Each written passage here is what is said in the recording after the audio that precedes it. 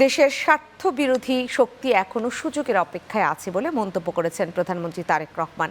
বিকেলে রাজধানীর ওসমানী স্মৃতি মিলনায়তনে 5 প্রতিষ্ঠান ও 15 ব্যক্তির হাতে সর্বোচ্চ বেসামরিক সম্মাননা স্বাধীনতা পুরস্কার 2026 তুলে দিয়ে প্রধানমন্ত্রী কথা বলেন। প্রধানমন্ত্রী বলেন, জাতীয় নেতাদের যথাযথ সম্মান না জানালে ইতিহাস ক্ষমা করবে না। শাহিনুল ইসলাম সাগরের প্রতিবেদন। 1433 জাতীয় পর্যায়ে গৌরবোজ্জ্বল ও কৃতিত্বপূর্ণ অবদানের স্বীকৃতিতে চলতি বছরের মনোনীতদের হাতে স্বাধীনতা পুরস্কার তুলে দিয়েছেন প্রধানমন্ত্রী তারেক রহমান।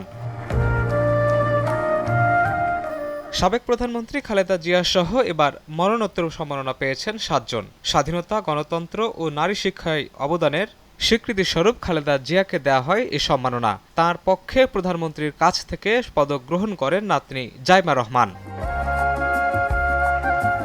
মন্ত্রিপরিষদ বিভাগের আয়োজনে অনুষ্ঠানে প্রধানমন্ত্রী বলেন, দলীয় স্বার্থে জাতীয় নেতাদের ভূমিকা শ্রদ্ধার সাথে স্মরণ করতে কার্পণ্য করলে ভবিষ্যতের ইতিহাস ক্ষমা করবে না।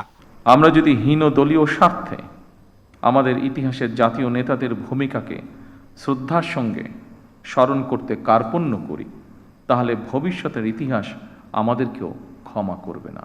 মুক্তিযুদ্ধের অবদান রাখা সকল জাতীয় নেতার প্রতি শ্রদ্ধা জানিয়ে সরকার প্রধান বলেন, সমৃদ্ধ বাংলাদেশ গড়তে প্রতিশোধ, প্রতিহিংসা বা অযথা বিতর্ক নয়।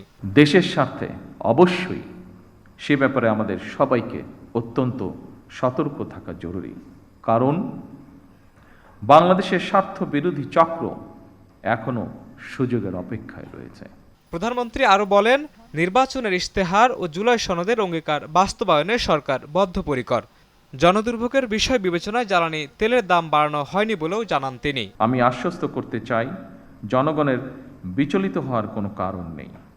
তবে আমরা যদি সকলেই রাষ্ট্রীয় আচার অনুষ্ঠানে বাহুল্যের বর্জন, এমনকি পারিবারিক পর্যায়েও যদি অমিতব্যয়িতা পরিহার করি। 1977 সালে শহীদ রাষ্ট্রপতি জিয়াউর রহমান স্বাধীনতা পুরস্কার প্রত্যাবর্তন করেন। পুরস্কার প্রাপ্তদের দেওয়া হয় 5 লাখ টাকা, 18 ক্যারেট মানের 50 গ্রাম স্বর্ণপদক, একটি রেপ্লিকা এবং সম্মাননাপত্র।